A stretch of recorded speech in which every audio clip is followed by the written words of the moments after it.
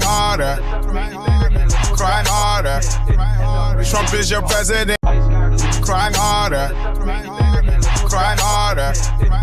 Trump is your president. This is what Gavin Newsom and Rob Bonta are planning to do. They know that it is unconstitutional to seize power from the people in the Independent Redistricting Commission and give it back to the legislature to draw districts. And so their scheme is to hold a special election in November to amend California's constitution. So for the next 3 cycles, the power would be taken away from the people and put back in the hands of the politicians. Now we see the forces already mobilizing against this. Arnold Schwarzenegger has said he will campaign against this. A whole coalition of organizations left and right are going to defend the principle of independent redistricting if it gets to the ballot this November. But we cannot take that risk because we risk losing our democracy if they rig our districts even further. So what I'm announcing today is a legal plan to stop them even getting it on the ballot.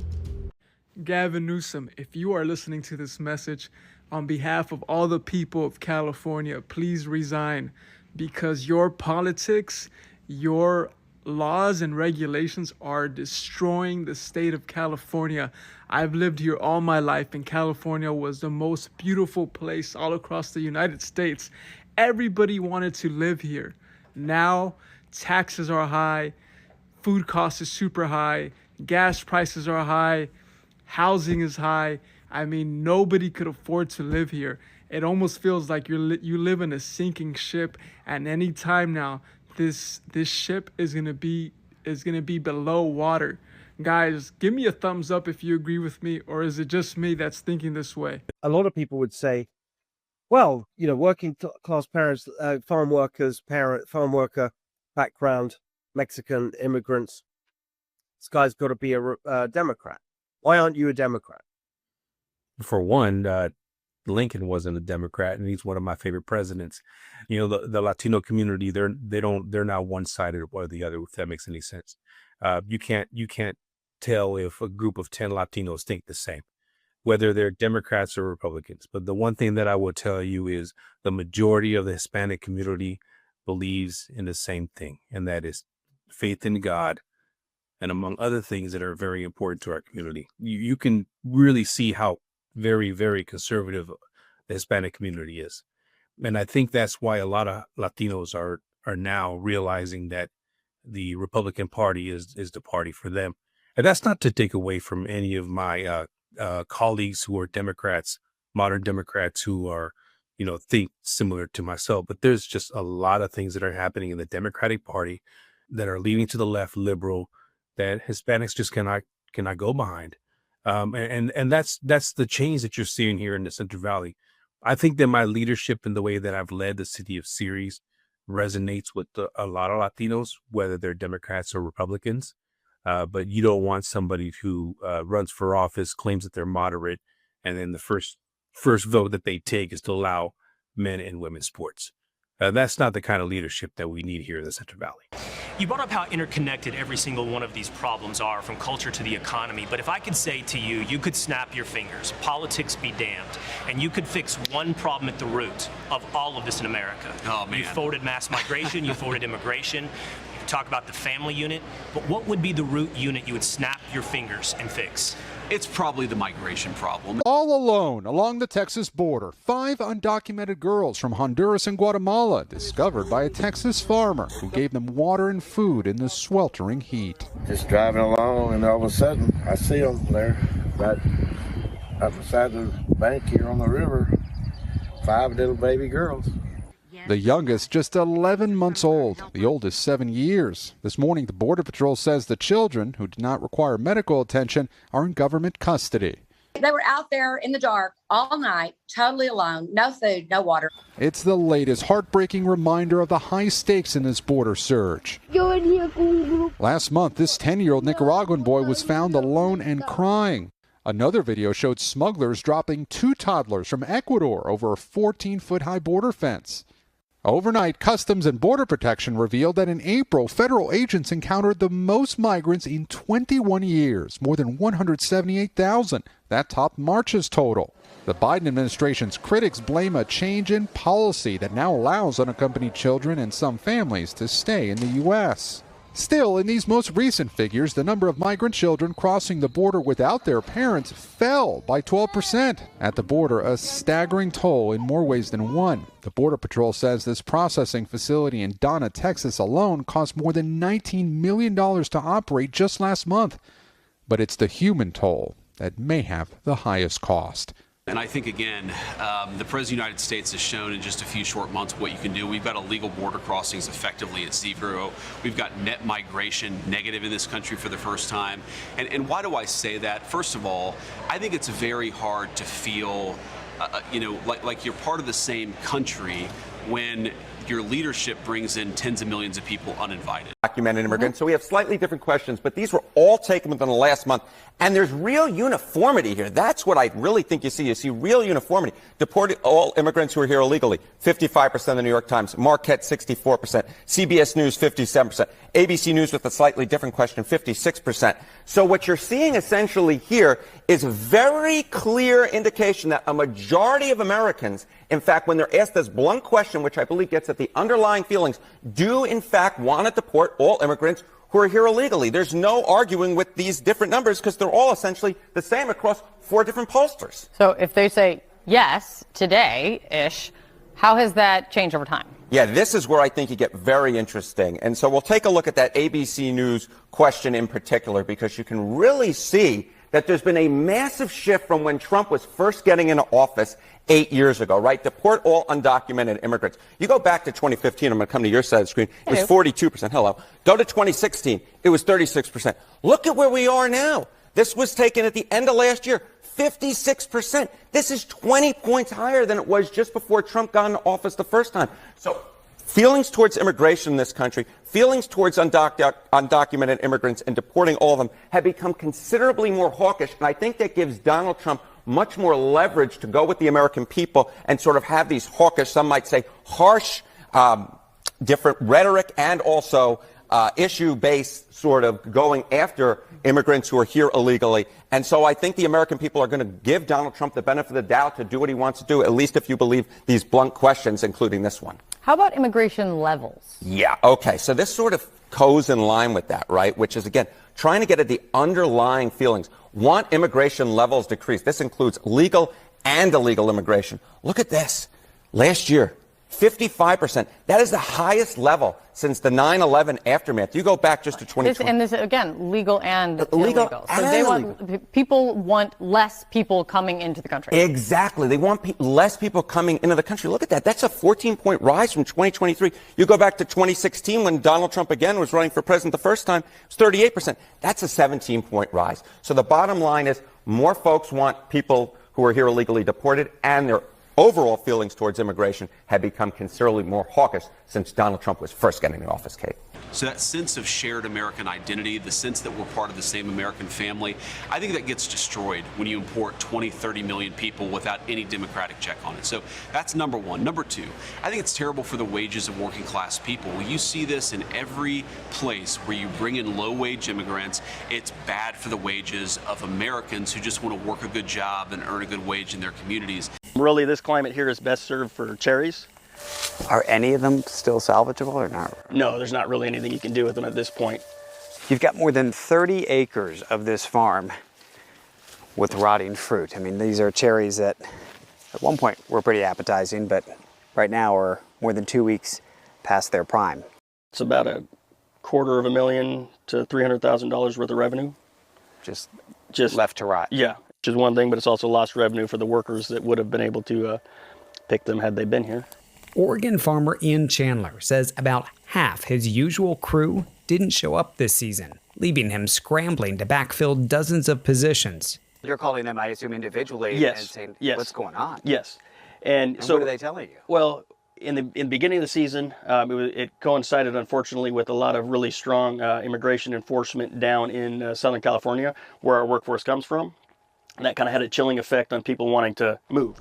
While Ian says his workers are hired with what seemed to be a valid ID and work papers, fear of ICE raids kept many of them from traveling north this year. Back north in Oregon, farm manager Manuel Nava also noticed several no-shows this year. Last year, we probably have like probably 5 families coming from California. These do the picking, and this year we missed them. They didn't show up. They don't show up. Workers here earn about $5 a bucket and average anywhere from $15 to $35 an hour. I think there's a perception that it's under the table, that you've got a big box of cash somewhere and you're paying them, but that's not really how it works. Nope. How does it work? We hire them just like any other employee. We have an I-9 and W-4 filled out for every employee, and run payroll every week, and they get checks or direct deposit. Are they paying taxes? Yes. All of that is taken out of their checks. What do you say to folks who say just by you talking about this, you're attracting potential ICE attention? Well, someone has to talk about what's actually going down here. We're normal people. We work with normal people, good, hardworking people that have good work ethic. They are part of our community. Just like my arm is connected to my body, they are part of us. So it's not just a matter of just like cutting them off and be like, all right, see you later.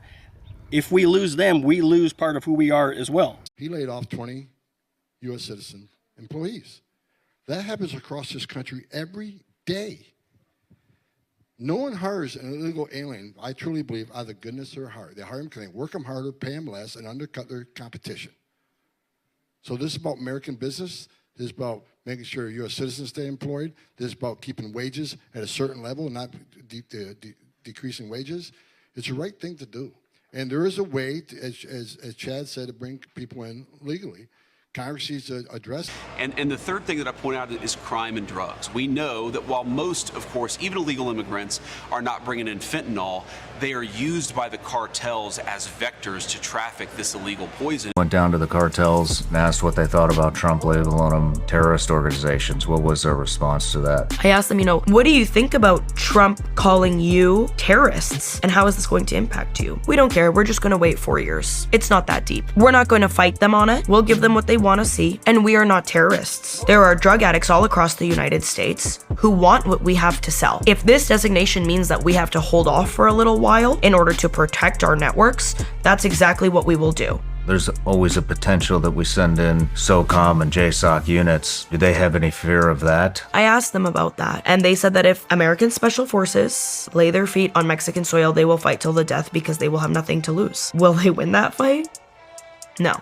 But they won't go down without a fight. If their entire livelihood and their entire business is being attacked, especially by U.S. uniform operators who have every means to just completely squash it, they won't go down like a bitch. And so it makes the opioid problem worse, it makes wages worse, and it makes our sense of common American identity worse. I think the migration issue really is the root of what went wrong during the Biden administration. By the way, it's why the Democrats are so obsessed with it. If you ask yourself, what does the modern National Democratic Party believe in? What do they fight most aggressively for? They fight most aggressively to continue to flood the United States with millions and millions of low-wage immigrants. What's actually happening is they're buying voters. That's really what's happening. It's like a giant voter fraud scam. They're importing voters. It's easy to understand if you look at basic incentives. The basic incentive here is the more illegals that the Democrats can bring in, the more likely they are to win. So that's what they're going to do. That's what they have been doing, and it worked in California. California's supermajority Dem. And look at all the companies that are leaving California. Yeah. I mean, In-N-Out just announced they're leaving. Yep. Their headquarters leaving California. They're moving to Tennessee.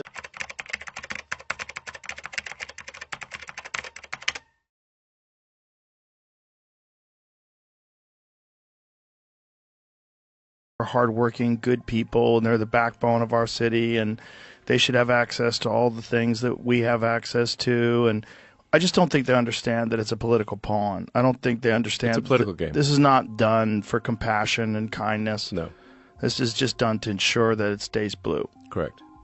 Yeah, and it's essentially a bribery with your tax dollars. Yes, this is why the Dems will not even deport criminals. Yeah. because every criminal deported is a lost vote. The fact that that is the reason for existing for the Democratic Party should make all Americans sort of step back and say, what the hell is wrong with these people? Zohran Mamdani is the leading candidate for mayor in New York City. Yes, your Mima, by the way, I think was a lifelong Democrat. She was. What do you think it says about the left that Zohran Mamdani is a leading candidate for a big political office as a Democrat? And what would your Mima say about modern Democrats? Let's go. Yo, don't push me. Yo, no, stop that, man. Let's go. Go to the street. They go block the way. Get out the way. Come on. Go right. Hurry, yeah, go. Right there. Zohran, how the fuck you say you got detail? You got a detail, you say defund the police. How the hell you got an NYPD detail and you say defund the police? Defund the police. Defund the police. How the fuck? You got a detail. You got a detail, Zohran. You got a detail, Zohran. You said defund the police, but you got a detail. Defund the police with a detail. Zohran, you defund the police with a detail. Liar. Defund the police with a detail. Defund the police with a detail. Defund the NYPD with a detail. Defund the police with a detail, Zohran.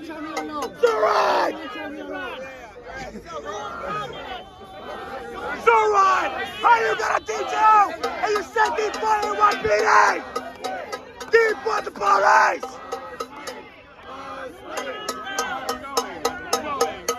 No racing today, Lander.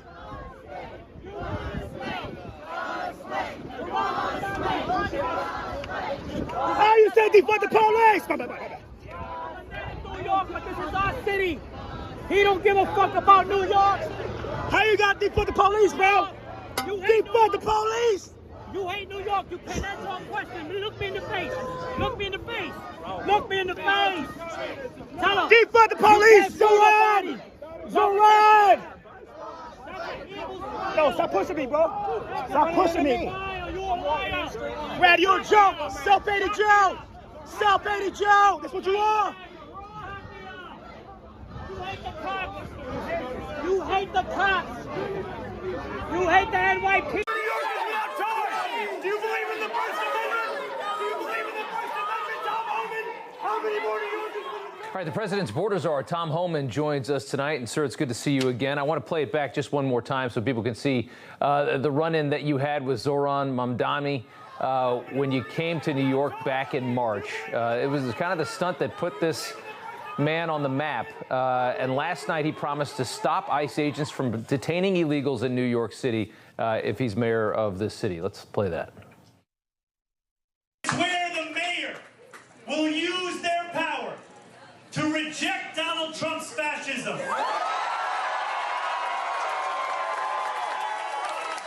stop mass ICE agents from deporting our neighbors. So he's going to stop you fascists from arresting illegal immigrants in the city, he says. What do you say to that, sir? No good luck with that. I mean, as a matter of fact, the president made it clear we're going to double down and triple down sanctuary cities. And why is that? It isn't to attack blue cities. It's because they're sanctuary city.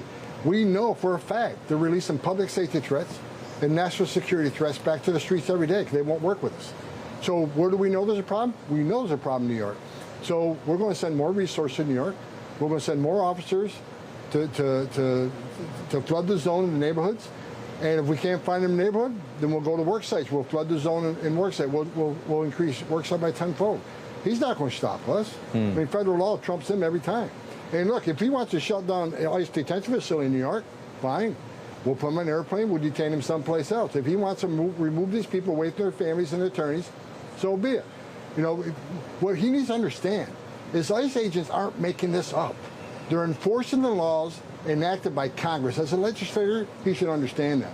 And we're out there looking for final order cases that a federal judge has ordered removed and wants ICE to execute their order or removal. We're not making this up. We're doing exactly what Congress wants us to do, what we're appropriated funding to do, and what a judge is directing us to do. So he can hate on us all we want, but we're not walking away from New York City. We're going to double down and triple down in New York. A lot of people in New York are happy to hear that, and as worried as they are about this mayoral race and what's to come here later this year. I want to talk about Iran for a second. Immediately after the strikes on the nuclear sites, ICE nabbed at least 17, I should say, Iranian nationals here in the United States. We have images here of 11 of them.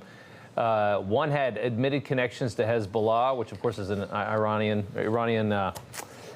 funded terror group. An alleged former Iranian Revolutionary Guard Corps sniper also among the group. Biden released more than 700 Iranian nationals into the U.S. during his presidency. These 17 were picked up rather quickly. Was there a reason for that? Well, we put our foot on the gas. And what people need to understand, right after the election, I met with a bunch of people, even before the inauguration, we got a big problem here. We got over 2 million known gotaways. We know we got national security threats across that border, and we're released. And we also got the 2 million. Who were they? Where did they come from? So we started working right after the election on coming up with a plan to attack this. So the day President Trump took at the inauguration, we were on this already. We have been arresting significant public safety threats and significant national security threats. But what happened in Iran last weekend with the attack, we knew we had to put the foot on the gas and do more quickly. So we just increased the teams out there. We increased the targeting. But we've been on this since January 20th. But we're just doing a lot more right now because of the threats, because of sleeper cells. So the DHS, ICE, FBI, the intelligence community, we're all over this.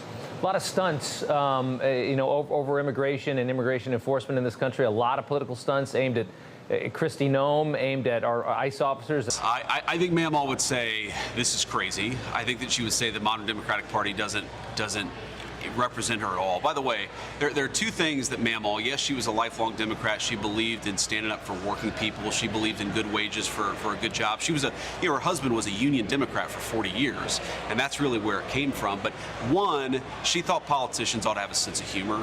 Democrats, the one thing they should learn from President Trump is to laugh at themselves a little bit. Flashback. And the president looks over at me, puts the foreign leader on mute and says, "This is not going very well," and he presses the red button. and my eyes get really big, and I'm like, "Mr. President, what just happened?" And he looks at me and he goes, "Nuclear." Nuclear. And 2 minutes later, a guy walks in with a Diet Coke, and he looks back at me and he says, "It wasn't nuclear, it's just the Diet Coke button." And that's... So that's the kind of guy, and my fellow Republicans, that we have as the President of the United States. It's amazing. I mentioned food stamps, and that guy who's seriously overweight went crazy. He went crazy. Amazing. This is a tough business to run for president. I know. You're a tough guy, Jeb. And we need to have a leader that is principled. You're never going to be president of the United States by insulting your way to the presidency. Let's see. I'm at 42 and you're at 3. So far I'm doing better. Doesn't matter. So far I'm doing better. You started off over here, Jeb. You're moving over further and further. Pretty soon you're going to be off the end. This doesn't do a thing to solve the problem. One at a time. It sounds more. Hugh, go ahead. Hopefully our great movement, and there's never been anything like this in the United States, and the only way they figure they can slow it down is to come up with people that are willing to say, "Oh, I was with Donald Trump in 1980. I was sitting with him on an airplane, and he went after me on the plane." Yeah, I'm going to go after. Believe me, she would not be my first choice, that I can tell you. Man. You don't know. That would not be my first choice. When you said in that video that Ms. Leeds would not be your first choice, you were referring to her physical looks, correct? I look at her, I hear what she says, whatever. You wouldn't be a choice of mine either.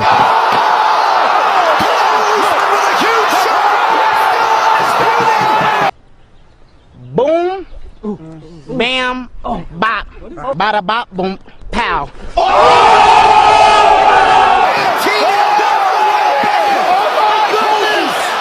They don't have to be so serious. They don't have to get offended at everything. Sometimes it's actually a good thing to have a sense of humor about our political process.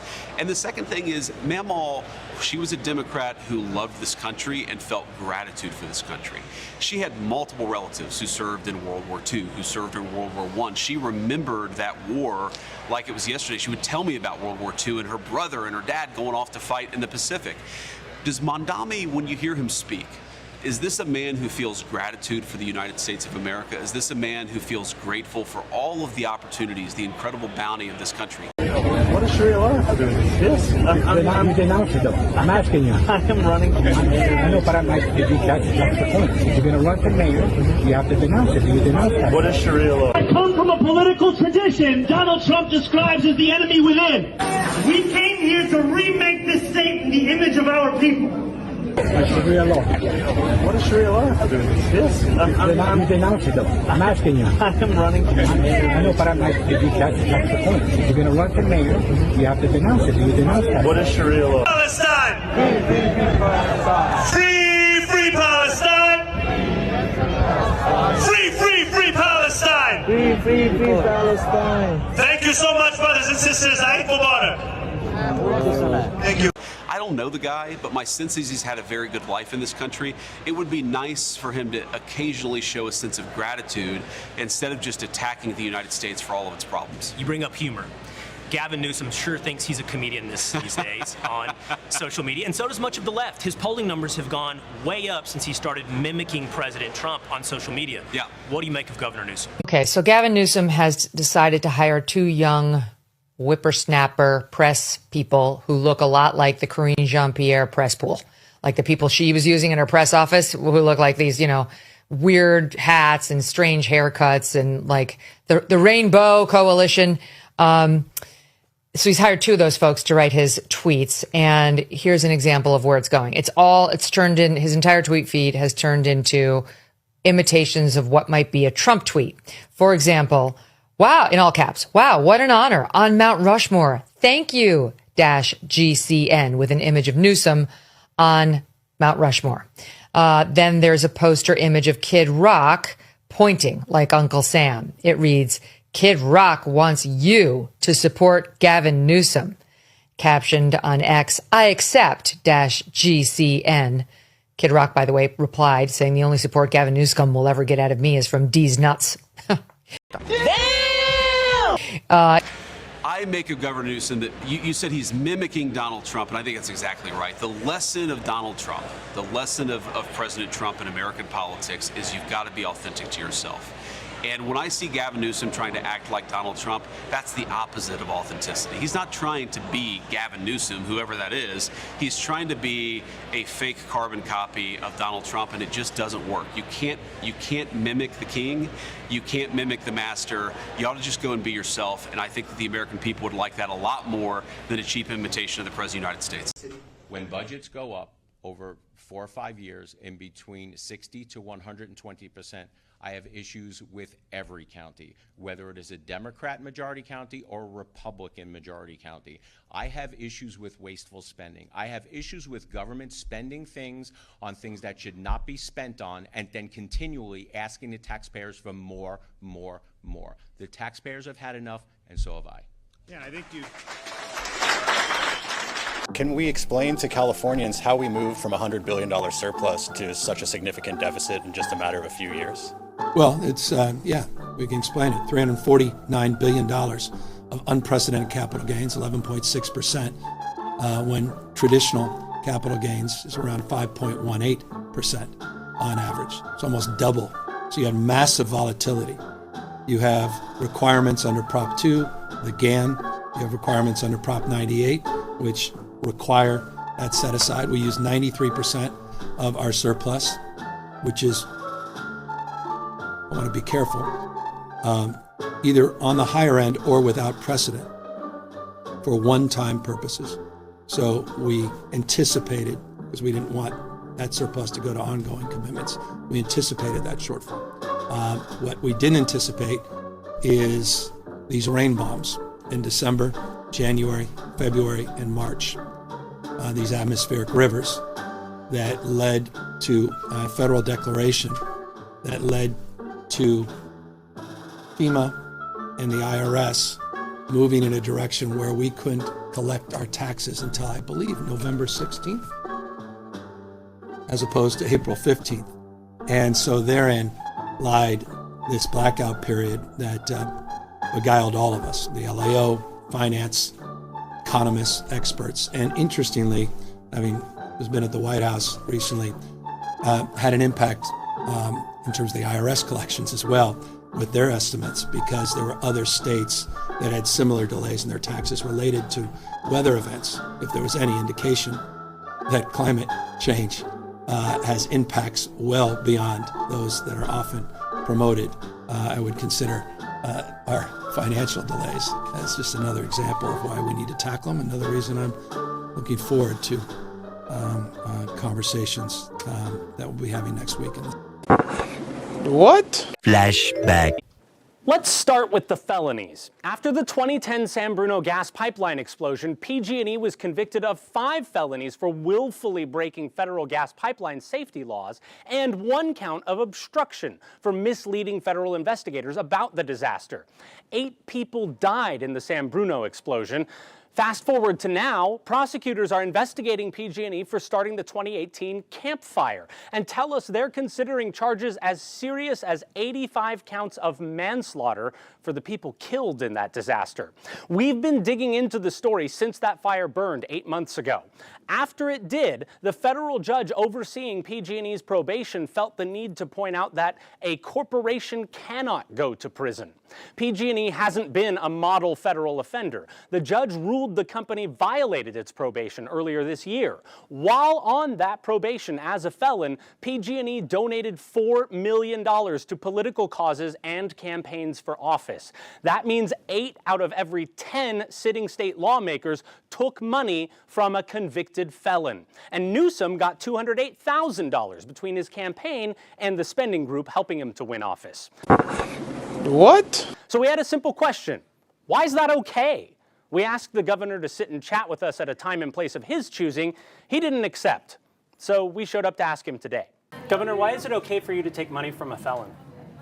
And you know that the way you frame that is going to lead me to ask you to flesh Your that office out. is aware of my question. I've tried to schedule time to talk with you about this. I don't know what you're PG&E was convicted of 6 federal felonies in 2016. After that, you took more than $200,000 to help get elected. How should people trust you to be running the show to come up with the solution? I wish you luck with whatever you're working on, but that's a strange question. So. Well, I know it's a strange question. It's a strange time, but there's a convicted federal felon making campaign donations in this state to our duly elected leaders, including the speaker, who took almost $9,000. Yeah, look, we're trying to focus on the It's a serious question. You don't think people want an answer to that? We are focusing very, very collaboratively on addressing the issue of not only one IOU that went bankrupt, but the prospects of 2 IOUs going bankrupt. The prospect that 2 in Southern California will have a downgrade in their bond rating. Well aware of the issue. Is it okay for you to take the money from them with the felony conviction? They're still serving their sentence, for crying out loud. We have additional questions. Governor, I've got a policy question about the wildfire. You're not going to answer. You're not going to answer the question. I don't know what more I can say that will. You can say whether you agree it was okay to take money from a felon, and will you give it back? We have additional questions. I know you have additional questions. All right. Policy questions about the wildfire bill. But just 2 quick questions about the wildfire bill, sir. Governor, you seriously won't consider giving PG&E its money back? That's a serious question. We asked PG&E itself about the ethics of a convicted felon still serving a sentence spending money to influence our politics. PG&E didn't answer that question. It answered a different one, saying that it complies with the law for political donations. We already knew there wasn't a law against taking a felon's money for your campaign when we went asking. We wanted you to know that information. We also made it clear that we were asking what the company believes to be right, not what it thinks is legal. There's no law against politicians taking donations from felons. 98 of the 120 people you elected to write the state's laws at the Capitol took some of that money, so the odds of that changing don't look so good right now. What? Today, Governor Newsom presented California's $322 billion revised spending plan. The state of California is facing a $12 billion, yes, you heard that correctly, $12 billion deficit. The governor blamed President Trump for the state's budget woes. But under Governor Newsom's leadership, the state's fiscal problems began long before President Trump took office. Make no mistake, the governor doubled down on a failed project and made high-speed rail a top priority for future cap-and-trade funding. The governor has the authority to redirect the $1 billion of cap-and-trade funding that goes to the High-Speed Rail Authority to pay for vital services, especially wildfire prevention and water infrastructure. The governor's allocation of $1 billion today is not even enough for the high-speed rail's never-ending black budget hole. There is a $7 billion shortfall to finish the first phase, which is only from Merced to Bakersfield. Audit after audit, the high-speed rail has been found to be mismanaged and plagued with delays. After 17 years and $13.7 billion already spent, the High-Speed Rail Authority has not laid a single foot of track. It is long overdue for Governor Newsom and the California State Legislature to get the state's priorities in order. We must fund critical infrastructure and programs over special interests and privilege projects. Flashback. San Francisco Mayor Gavin Newsom is breaking his silence tonight. It was nearly a month ago that he dropped out of the governor's race. He hasn't held any official public events or talked to the media since, leading many to ask, what's going on? But that changed today. CBS 5 political editor Hank Plant sat down with the mayor for a one-on-one interview. The mayor used the occasion of the city's $500 million deficit to start doing interviews again. But of course, we began with questions about his uncharacteristic absence from the public limelight. Mr. Mayor, good to see you. Let me start by asking you, where have you been? $522.2 million shortfall. Last year we had a 570. Wait a minute. 5.6. Hank, I'm here to talk about tomorrow, today and tomorrow. Now, yesterday I've been working my tail off. I've been out. I think I had 69 public events in the last 2.5 weeks. You know, I heard you say that on the radio today, yeah. And then I asked your staff, well, where's the printout? Where are these events? And your press person said, well, this is stuff he just goes to. Yeah, these are all public events, yeah. So. But look, you know the criticism that you have been dodging, not just the press, but also the public, that you have been sulking after dropping out of the governor's race, that you're having a temper tantrum. What do you want to say about it? I want to say that I've been working my tail off. I've been here focused in San Francisco. I think I was gone 2 days out of the city in the last 3 weeks. We've done 69 public events. I've been as engaged or more engaged than ever. I don't read the press. It is comical, some of the things that have been written. So the cartoon in the Chronicle that depicted you as a crying baby with the headline, Mayor, Mayor, off the wall, you didn't see that? No. You didn't see it? Who reads that stuff? I don't read that stuff. I focus on work. I focus on getting things done. You know, it's not just the press, though, that you've been absent from. I mean, I have a list of the events that you have missed. Which ones? Well, you want a few. The Urban Land Institute. You were scheduled to speak before 6,000 people. I had the flu that week. The China SF conference that was also there. They were counting on you. The Silver Spur Awards luncheon. That was the only one I missed that I actually knew about. No, I took 2,000 people. I think you're focused on the Spur. I actually wish I had made. I was sick as a dog, and that was on a Monday, and was gone for 3 days. Salvation Army luncheon honoring your chief of staff. I was never scheduled to be there. I was at 3 events at the exact same time. Some of your staff members have left. Yeah, as I said, I made a lot of changes here. You went to Hawaii. For how long? Didn't tell your own press secretary. He was blindsided. Had to go out and tell the reporters, well, he's under the weather. Didn't know his own boss was on a plane to Hawaii, was blindsided. These are people who work for you 15, 16 hours a day. What does it say about your loyalty to them? Well, what does it say about the information that you've been provided? That's what I'm concerned about more. You're just factually, again, incorrect. My chief of staff was well aware I was gone. I was gone for 48 hours. I left for 2 days. I think I deserve the right, after a long campaign, to make the decision to spend time with my daughter and my wife. I don't know where you come up with this, and it sort of misleads people and creates a sense of something that really doesn't exist, and so it's unfortunate. But again, but that is exactly what happened, Mr. Mayor. The press secretary gave misinformation to the press, and then he resigned. Yes, yeah. Curiously, he resigned after this. Yeah, I don't know that this is much to do about nothing. My chief of staff was aware, and to the extent that my chief of staff apparently that morning didn't communicate it to the press secretary, I guess that was the case. But then, when it was time to talk about the city's finance problems, Newsom seemed out of patience. Deficit, $522 million. Yeah, it's a big deficit. What does this mean? Just a big deficit, a lot of work ahead of us. Tell me about that. Yeah, we just got a lot of work ahead of us, big deficit. At the end, he couldn't leave the room fast enough.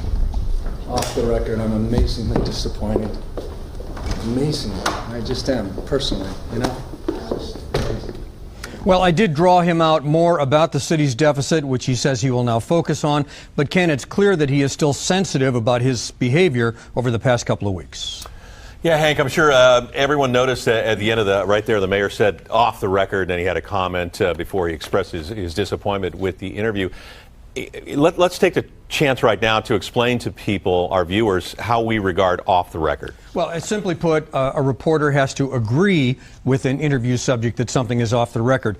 It's not up to them to simply declare that that's the case. And besides, the mayor was quite aware that our cameras were rolling on him. Yeah, might have been a case of trying to change horses midstream. You can't do that. Once you start talking, you're talking.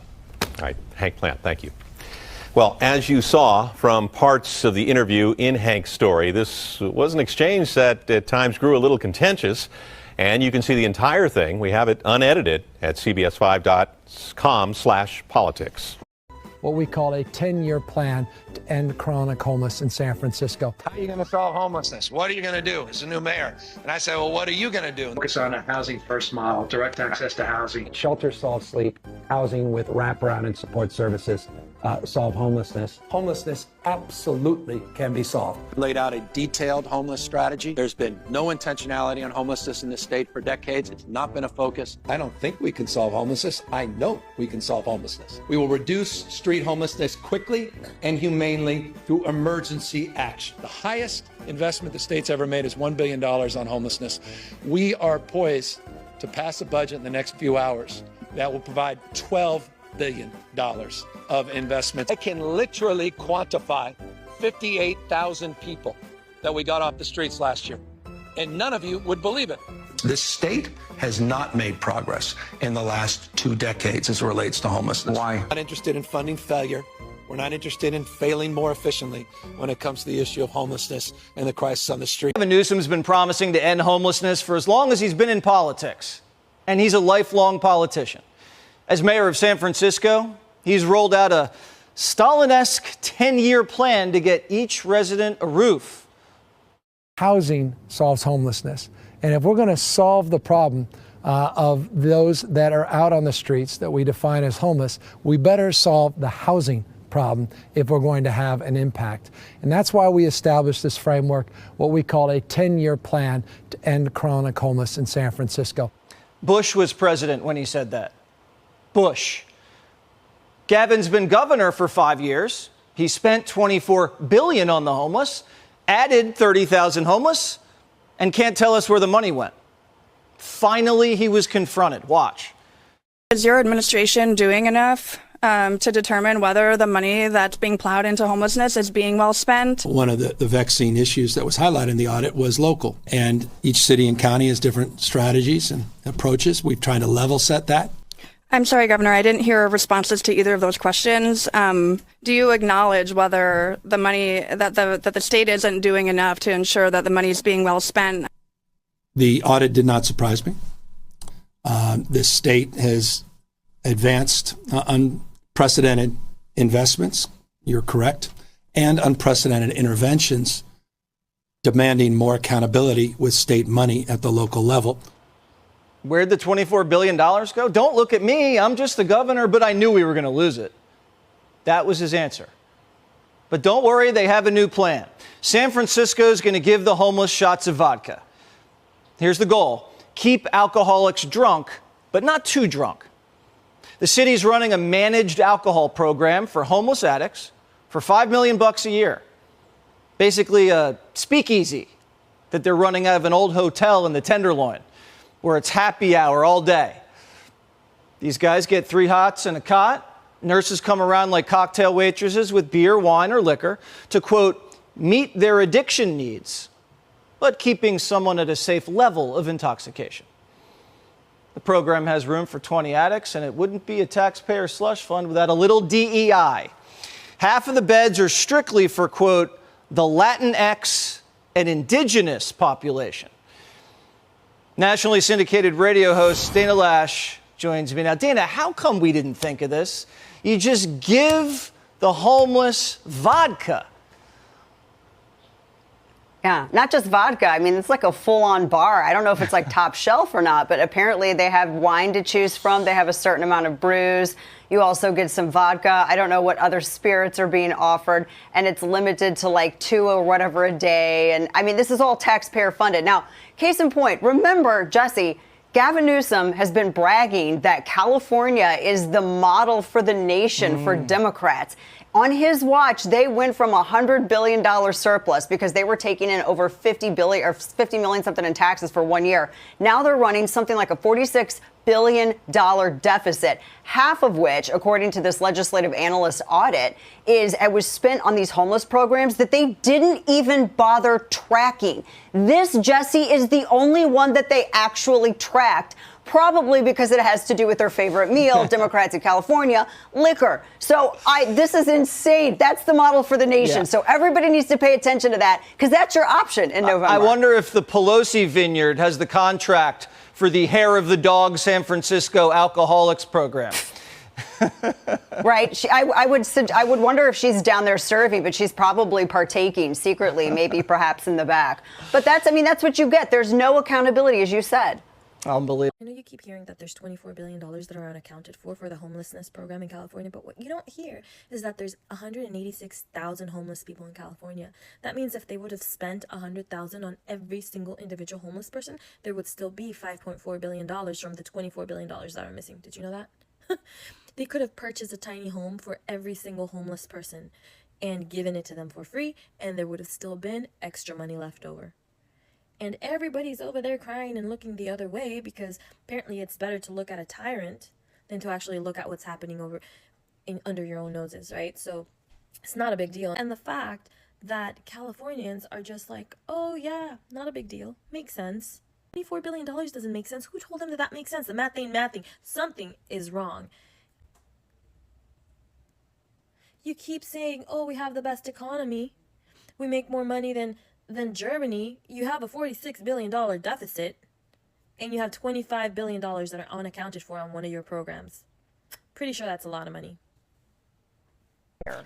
And look at Gavin Newsom. He tried to do this, was it a radio show or podcast, whatever he tried to do. Now he's busy trolling on social media, and it's cringe, it's falling flat. I'm sure they'll come after me now, who cares? Because Donald Trump is one of one. Only he can do what he's done with social media, with podcasts, in the way he's done it. 900 rallies and counting. The thing that he does that we all miss and don't talk enough about is he just works harder than everyone else. My message is, Gavin Newsom, I am going to expose you for the complete fraud that you are, the liar that you are, and you will never, ever be the president of this country. You will never do to the rest of the country what you have done to California. California's problems are completely caused by California government. We have the greatest businesses, we have the greatest people, we have the greatest business minds, the greatest innovators, the greatest creators, the greatest entrepreneurs in the country. We have the 4th largest economy that is artificially propped up to be something good. And the thing that is preventing us from being great, from achieving that California dream that I came here for, the only thing preventing us is government. Government has its boot on our backs, keeping us down with over-regulation, activism, appeasement of activists, instead of taking care of the majority of Californians as a whole. And It's an agenda. It is a complete agenda of making sure that government is in control of all of our lives instead of us being in control of government. And so the only reason I'm doing this is to restore that balance. The balance is supposed to be that government is supposed to be working for us. We are not supposed to be working to increase the size of government. And that's the only reason why California is no longer the greatest state in the country. You can have our politicians say it as much as they want, but we are the laughingstock of the rest of the country. We are the laughingstock of the world. My wife and I were fortunate enough to go to Europe last year, and we had the first night there we splurged. We had an unbelievable dinner with we paid for a sommelier to come and make sure that we learned everything about Italian wine and all of that stuff. The first introductions, where are you from? California. And he laughed and he said, you guys have that crazy governor. And we're just looking at each other like, how would someone across the world know that we have a lunatic for a governor? So we started talking about it, and he's like, everyone wants to go to the United States, and it used to be everyone wants to go to California. That's Here, right. No one wants to go to California anymore. They'll go to California for Disneyland. That's it. And it's embarrassing.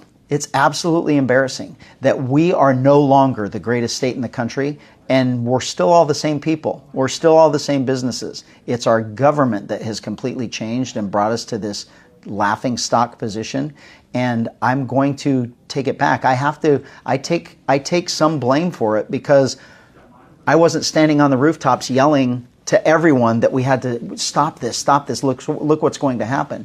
And so while I was concerned with my career, my life, my family, my own home, and making sure that I was secure, I kind of just wasn't paying attention to what government was doing, and now it's affecting everyone. So I will make sure that what I came to California for, my California dream, I will make sure that every kid growing up now has that dream, and even the kids that now are from 20 to 35, that it's impossible for them to make their California dream. I'll make sure that I make up for it, and we return the ability to look at that Gold Coast as the beacon for the rest of the country. And if you're going to make it, you come to California to make it, and you work hard and you'll do it. That has to happen again. And that's really the only reason I'm running for governor. There really isn't anything stopping them until I got involved and looked at the law and consulted with some of the best lawyers to say this cannot be okay. That you can just, at a whim, and with this arrogance, just treat California as a political plaything and say, yeah, we're just going to redraw the maps when we feel like it, just to give ourselves another 6 seats, taking away the power from this districting commission that the voters approved in a ballot initiative. And here's the legal argument. And this is what I'm going to be laying out today. And this is how I'm going to stop them from doing this. I'm going to file a lawsuit, and I'm going to stop them doing this if they go down this road. Because there's a reason for all of this in terms of the 10-year rule about when you do districting and connecting it to the census. And the reason is deeper than the specific reference to 10 years and the census in the state constitution. It's about equal protection. Both in the US Constitution and in the California Constitution, you have an equal protection clause, and it protects people's rights, including the right to vote, including the right to one person, one vote. And that is defined in the Constitution, in both the federal and the state constitution, in the following way: that electoral districts should be roughly equal in population. That's why the districting is connected to the census, to make sure that the districts roughly have the same population in them, so that everybody's vote is weighted equally. One person, one vote. That's in the Constitution, federal and state.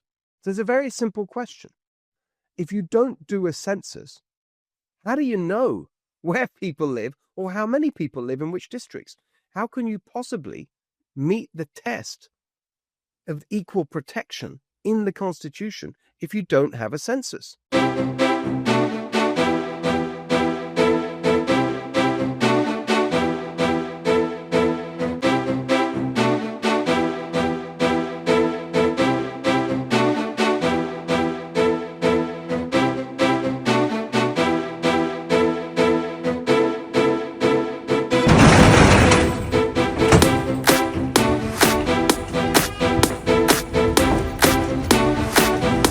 But if you're not happy in the U.S., if you're complaining all the time, very simply, you can leave. You can leave right now. Come back if you want. Don't come back. It's okay too. But if you're not happy, you can leave.